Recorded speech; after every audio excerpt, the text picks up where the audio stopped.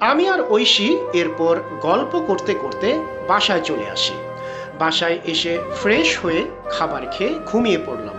রাতে আব্বুর ডাকে ঘুম ভাঙল। আব্বু বলতে শুরু করলেন, আমার আম্মুটার নাকি মন খারাপ।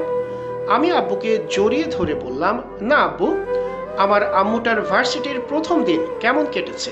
আমি বললাম, ভালো। এরপর আব্বু আম্মুর সাথে অনেক গল্প করে রাতের খাবার খেয়ে ঘুমিয়ে পড়লাম। সকালে ঐশী এসে আম্মুকে বলল, আন্টি বৃষ্টি কই, ভার্সিটি যাবে না? বৃষ্টি তো ঘুমাচ্ছে, তুমি ওর রুমে গিয়ে দেখো, আমি তোমাদের জন্য নাস্তা বানিয়ে আনছি। এই বলে আন্টি রান্নাঘরে চলে গেলেন।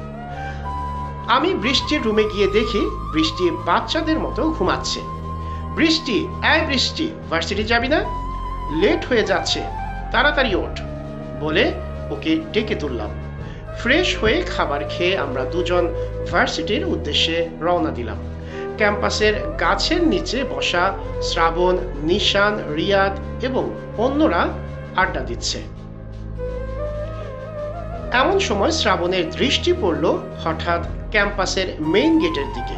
বৃষ্টি আর ঐশী কথা বলতে বলতে ক্যাম্পাসে ঢুকছে আর দুজন হাসাহাসি করে লুটিপাটি খাচ্ছে। শ্রাবণের কাছে বৃষ্টিকে এই মুহূর্তে একটি সদ্য ফোটা সাদা গোলাপ ফুল মনে হচ্ছে। গোলাপ ফুল যেন বাতাসের দোলায় বারবার হেসে উঠছে। বৃষ্টির দিকে শ্রাবণ অপলক দৃষ্টিতে তাকিয়ে আছে, যেন সারা জীবনেও এ দেখা শেষ হবে না। এদিকে নিশান বলা শুরু করলো যে শ্রাবণ তো মেয়ের কথা শুনতেই পারে না, সে কিনা একটা মেয়ের দিকে এভাবে তাকিয়ে আছে বলে সব বন্ধুরা হাসাহাসি শুরু করলো। শ্রাবণ তখনও বৃষ্টির দিকে তাকিয়ে আছে।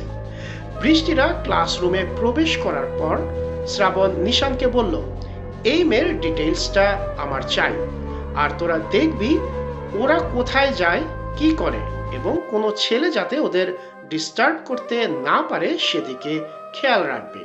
ও শুধুই আমার, ও শুধু শ্রাবণের কলিজা, ওর দিকে কেউ যেন চোখ তুলে তাকাতেও না পারে, সেদিকে তোরা খেয়াল রাখবি। রিয়াদ বলল, তুই একদম চিন্তা করিস না, তোর কলিজার দিকে কেউ নজর দিবে না। এরপর আরো কিছু কথা বলে ওরা ক্লাস করতে চলে গেল। এদিকে বৃষ্টির নতুন ভার্সিটি এবং নতুন ভার্সিটির ক্লাস করতে খুব ভালো লাগছে। ভালো স্টুডেন্ট হওয়ার জন্য বৃষ্টিকে স্যার ম্যামরাও খুব ভালোবাসেন।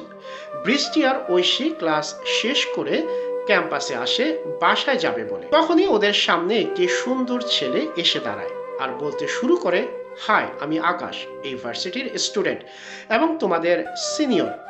অপরদিকে শ্রাবণও ক্লাস শেষ করে এদিকে আসছিল। বৃষ্টিদের সাথে কোনো ছেলের কথা বলতে দেখে রাগে হাত মুষ্টি বদ্ধ করে রাখে। চোখগুলাও অসম্ভব রকমের লাল হয়ে আছে শ্রাবণের। মনে মনে বলতে শুরু করলো, কলিজা, তুমি ছেলেটার সাথে কথা বলে ঠিক করো নাই।